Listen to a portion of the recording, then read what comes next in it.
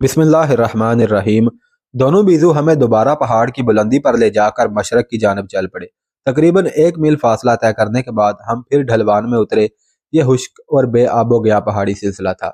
हमारे आगे अब एक जंगल था जिसमें बनी एक पगडंडी साफ दिखाई दे रही थी। मीजबू ने बताया कि इस जंगल में सांप अजदहे वगैरह कसरत से हैं, इसलिए बहुत मोहतात रहें। पगडंडी पर आगे आगे मीजू अपने भाले थामे और हम अपना लोड असलहा तैयार हालत में हाथों में लिए चल रहे थे। मीजुओं के पीछे हम और हमारे पीछे खच्चर और खच्चरों के पीछे थाई। यह तरतीब थी हमारी। यूं ही चलते हुए हमें एक बड़ा चश्मा दिखाई दिया। मीजुओं ने कहा कि अगर हम चश्मे के शुरू में ही अपनी शब बसरी के लिए कैंप लगा लें तो ज्यादा बेहतर रहेगा, क्योंकि जंगली दरिंदे इस चश्मे की गुजरगाह से अपनी प्यास बुझाते हैं। इसलिए यह जगह बेहतर और निस्बतन महफूज है। हमने वहीं पर मुनासिब जगह देखकर अपना कैंप लगा लिया। हमारे पास खाने के लिए टीन फूड था। अब मीज़ो भी हमारे साथ शामिल हो गए थे। मैंने मजदूर से कहा कि वो इन मीज़बों से पूछे कि यहाँ शिकार वगैरह मिल सकता है, तो मीज़बों ने कहा कि 2 राइफल बरदार हमारे साथ जंगल में चले। इस बार कैसर के 3 साथी उनके साथ जंगल में गए। आध घंटे बाद ही हमें फायर की आवाज़ सुनाई दी और फिर कुछ देर बाद ही मीज़ू एक नील गाय को घसीटते हुए ले आए। कैसर के 2 साथियों ने गाय देखकर फायर किए थे और तीसरे ने उसे ज़बह कर दिया था। इतनी जल्दी शिकार मिलने पर तीनों खुशी से उछल रहे थे। भाइयों ने हस्बे मामूल इतनी देर में सूखी लकड़ियां जमा कर ली थी। खूब सैर होकर हमने भुना हुआ गोश्त खाया। मैंने पहले की तरह थाई और कैसर के साथियों की 3-3 की टोलियां बनाई, जिन्हें रात भर अपनी अपनी बारी पर पहरा देना था। हम जल्द ही सो गए। मैंने निगरान पहरेदारों को मीज़ुओं पर खास नजर रखने का कहा था, क्योंकि यह जंगल था और यहाँ जंगल का कानून चलता था। और मेरी हालत ऐसी थी कि माजी के हालातों वाक़यात को देखते हुए मैं किसी पर भी भरोसा नहीं कर सकता था। सुबह 8 बजे हमने अपना सामान समेटा और खच्चरों पर लोड किया। शम्मस को एक खच्चर पर बिठा दिया और हमारा काफिला चश्मे के बहाव के साथ साथ मोरंग कबीले की तरफ चल पड़ा। हमारे दोनों मीज़ो गाइड्स के मुताबिक हमें शाम ढलते ही मोरंग कबीले के मरकज में पहुंच जाना चाहिए था, जहां सरदार की रहाइश थी, वरना सारा कबीला तो अतराफ में चारों तरफ फैला हुआ था। मुझ समेत मेरे तमाम हमराहियों का इस अजीबोगरीब और अनोखी रवायात के हामिल कबीले में जाने का पहला इतफाक था, इसलिए हम सब एक्साइटेड थे। मगरबी फिल्मों में अफ्रीका और जनूबी अमेरिका के कदीम कबाइल के बारे में फिल्मों में देख रखा था, लेकिन एक कदीम कबीले में जाने और उनके रस्म रिवाज देखने का हम सब का पहला मौका था। मीज़ू गाइड्स ने इनाम के लालच में हमें उस मोरंग कबीले के मुतल्लिक काफ़ी मालूमात दी थी। अब हम घने जंगलात में दाखिल हो चुके थे। मैंने अपने तमाम साथियों को चौकन्ना रहने की सख्त तलकीन की। ढलवान में जाने के बायस चश्मे के पानी में बहुत तेजी और रवानी आ चुकी थी और पत्थरों भरे पाट में पानी पत्थरों से टकराता और झाग बनाता हुआ बहता जा रहा था। मीज़ुओं ने हमें कहा कि जब तक जान का खतरा ना हो कोई भी बंदा फायर ना करे। मोरंग कबीले के मुताबिक तमाम जंगली जानवर काबिले एहतराम हैं और शिकार के लिए तो हरगिज किसी परिंदे या जानवर को ना मारे। शम्मस, जो अपनी गलत बयानी की वजह से कैसर से मार खाने के बाद से लेकर अब तक चुप था, बोला, इस कबीले में सदियों पहले एक बुद्ध भक्षु आया था जिसने कबीले के सरदार का इलाज किया था। उसी के प्रचार की वजह से यह कबीला बुद्ध भक्षु कहलाता है और सारा कबीला बुद्ध मत का पैरोकार हो गया। सरदार की मौत के बाद जो बाद वाले सरदार बदलते गए तो उनमें बुद्ध मत कम होता गया और ये बुद्ध मजहब से दूर होते चले गए। बुद्ध मत के मुताबिक किसी भी बख्शु यानी जानवर को हलाक करना या गोश्त खाना मना है। जंगल में रहना और गोश्त से परहेज, दरिंदों और जहरीले जानवरों और हशरातुल अर्ज का शिकार होना और उन्हें जिंदा रहने देना उनके लिए नामुमकिन था। अब उस कबीले की हदूद में जानवरों और परिंदों का शिकार महज इसलिए पसंद नहीं किया जाता क्योंकि मोरंग उसे गैर लोगों की मदाखलत और अपनी ज़रूरत की खुराक में कमी समझते हैं। मुझे तो यकीन है कि अगर सरदार ने आपको खुश आमदीद कहा तो आपके लिए शिकार का गोश्त ही ज़ियाफ़त के लिए पेश किया जाएगा।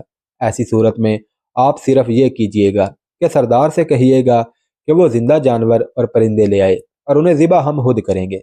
अभी शम्स की बात ख़त्म नहीं हुई थी कि हमें जंगल में दूर से नकारा बजने की आवाज़ सुनाई दी। मीज़बू ने बताया कि हमें देख लिया गया है और अतराफ में रहने वाले मोरंग अपने सरदार को हमारी आमद की इतला दे रहे हैं। अपना अपना असलहा सामान में छुपा लें और सिर्फ छोटा असलहा, पिस्टल, रिवाल्वर और खंजर वगैरह तैयार हालत में रखें। मोरंग अब जंगल में छुप कर हमारा पीछा करेंगे। اور اگر آپ اجازت دیں تو ہم ایسی آواز نکال کر ان کو اطلاع دے دیں کہ ہم پرامن ہیں اور سردار سے ملنا اور تحائف پیش کرنا چاہتے ہیں۔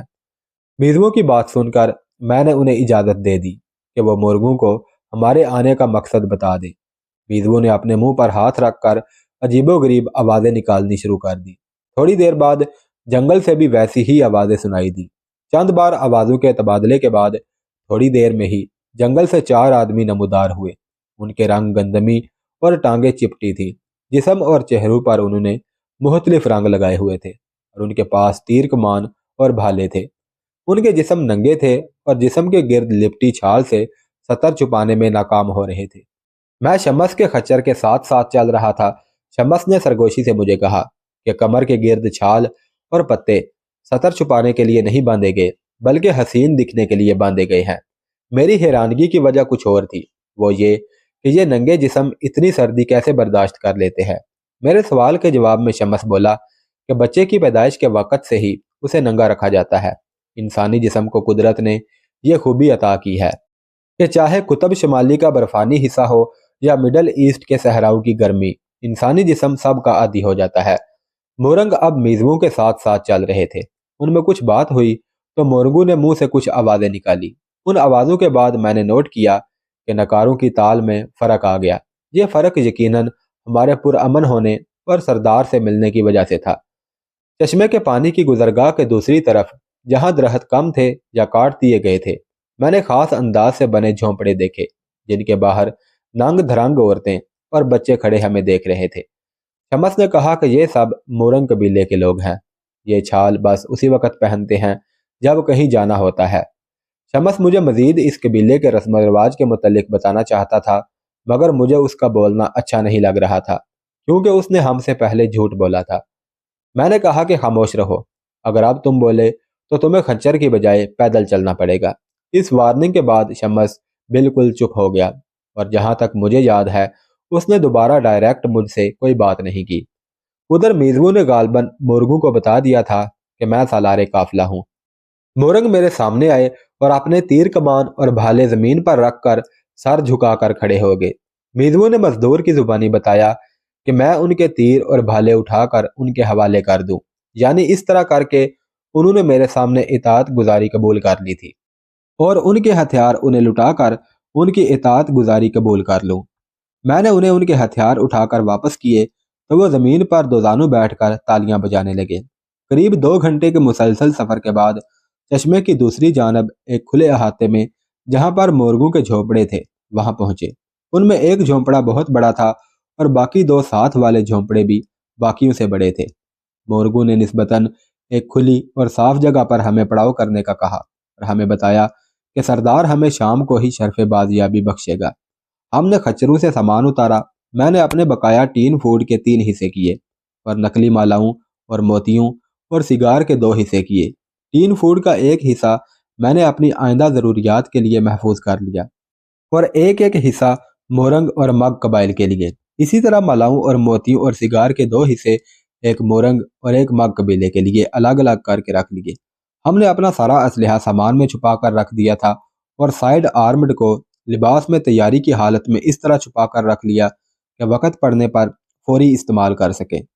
ہمارے وہاں کیمپ لگاتے ہی ساری مورنگ عورتیں اور اکا دکا مرد وہاں جمع ہو گئے اور کچھ دور کھڑے ہماری طرف اشارہ کر کے ہمارے متعلق باتیں کرنے لگے۔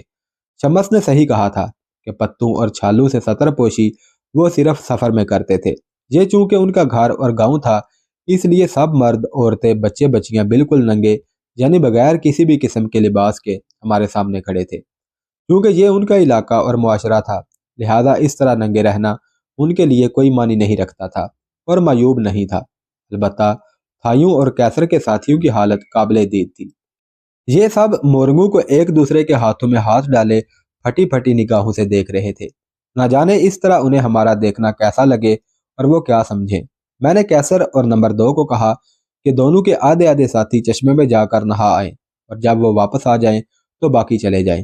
کیسر جو خود بھی آنکھیں پھاڑے انہیں دیکھ رہا تھا میری بات سن کر میری طرف متوجہ ہوا اور شرم سے گردن جھکا لی۔ کیسر اور نمبر 2 کے آدھے آدھے ساتھی صابن اور اپنا اپنا تولیہ لیے نہانے چلے گئے۔ तो उनके जाने के बाद मोरंग औरतों का मजमा कुछ कम हो गया और मैं अपनी आंखें बंद किए अपने स्लीपिंग बैग के साथ टेक लगाकर नीम दराज हो गया। मैं इस हकीकत को नहीं झुटला सकता कि उस मंजर ने मेरे अंदर भी हलचल पैदा कर दी थी। अभी 20-25 मिनट भी ना गुजरे थे कि कैसर भागता हुआ आया और मुझे कहने लगा, भाईजान जरा मेरे साथ आइए। ये सोचकर कि कुछ गड़बड़ हो गई है, मैं हड़बड़ा कर उठा। मेरे कैसर से पूछने पर वो बोला कि आप खुद आकर देख लीजिए। मुझे साथ लिए कैसर उस ढलवान पर जहां कैसर के साथी और थाई अंडरवेयर पहने नहा रहे थे। हम वहां पहुंचे तो सामने अजीब मंजर देखने को मिला। चश्मे में मेरे साथियों से 2 गुनी तादाद में मोरंग नंग धरंग औरतें उनके साथ मिलकर नहा रही थी। वह औरतें मेरे साथियों और अपने जिस्मों पर साबन माल मार कर नहा और उन्हें नहला रही थी। और चश्मे के दोनों किनारों पर चंद मर्द मोरंग खड़े उन्हें देखकर कह कह लगा रहे थे। कैसर ने मुझे बताया कि उसका एक साथी जब उन औरतों के पानी में आने की वजह से भागने लगा तो किनारे पर खड़े मोरंग मर्दों ने 2-3 तीर चलाकर उसे भागने से और बाहर आने से रोक दिया। अब उसके और थाइयों के साथी कुछ तो खुशी से और कुछ जबरन उनके हाथ से नहाने पर मजबूर हैं। इस सूरत हाल में सिवाय खामोशी के मैं क्या कर सकता था। मैंने उन सब को उनके हाल पर छोड़ा और वापस चला आया। मजीद 30 मिनट गुजरने के बाद पहली टोली वापस आई तो उनमें हर एक के साथ 2 नंगी मोरंग औरतें थी जो उनके साथ चिपक कर बैठ गई और उनके जिस्म दबाने लगी। मैंने कैसर को कहा कि दूसरी टोली को भी नहाने के लिए भेज दो ताकि वो भी इस गुसल से लुत्फ अंदोज हो सके। अब सिर्फ कैसर और मैं ही बाकी बचे थे। कैसर मेरे पास बैठते हुए बोला, भाईजान वो देखें, सामने 5-6 औरतें हमारी ताक में खड़ी हमारी तरफ देख रही हैं। मैंने कैसर को कहा कि तुम्हारा जी चाहता है तो तुम भी चले जाओ और नहाने का शौक पूरा कर लो। मैं तो नहाने से बाद आया। ये कहकर मैंने आंखें मूंद ली। थोड़ी देर बाद मैंने आंखें खोली तो कैसर गायब था और 3 मोरंग औरतें मेरे बिल्कुल करीब खड़ी थी। मैंने आंखें दोबारा बंद करने में ही आफियत जानी। उनके रवैये से मैं महसूस कर रहा था कि जैसे सोते हुए मेहमानों को जगाने का या डिस्टर्ब करने का रवाज नहीं है। मैं घंटा भर यूं ही आंखें बंद किए पड़ा रहा। मेरे पास खड़ी मोरंग औरतें मायूस होकर जा चुकी थी और कैसर अपने साथियों के पास लेटा हुआ था और 2 मोरंग औरतें उसके जिस्म का मिसाज कर रही थी। यकीनन वो भी इस अनोखे गुसल से फैज याब हो चुका था। सूरज गुरूब होते ही एक कुर्सी नुमा ऊंची चौकी सरदार के झोंपड़े के सामने रख दी गई थी और शहद के छत्तों की मोम से दर्जनों मशलें जलाई जा चुकी थी और सब मोरंग औरतें और मर्द चौकी के इर्द गिर्द हाथ बांधे खड़े थे। कुछ मर्द और 100 से ज्यादा औरतें चौकी के सामने बैठ गईं। हमें रास्ते में मिलने वाले मोरंग मीजू गाइड्स को लेकर मेरे पास आए और बोले कि सरदार थोड़ी देर में बाहर आने वाला है और आप सब सरदार के मेहमान हैं। जब से हम इस कबीले में दाखिल हुए थे बड़ी अनोखी बातें हो रही थी। नंग धरंग सैकड़ों औरतें और गिनती के सिर्फ चंद मर्द ही दिखाई दिए थे। कबीले की औरतें बिला झिझक और बिला किसी शर्मो हया के मेरे सारे साथियों को अपने अपने खैमों में ले गई थी। अब इतनी रात गए सरदार ने मुझे अपने झोंपड़े में बुलाया तो उसके पलंग पर एक नीम दराज जवाहरात से लदी एक जवान औरत जो देखने में किसी अंग्रेज मुल्क की लगती थी अंग्रेजी में मुझे खुश आमदीद कह रही थी। मैं घबराया हुआ झोंपड़े का हर तरफ से जायजा ले रहा था।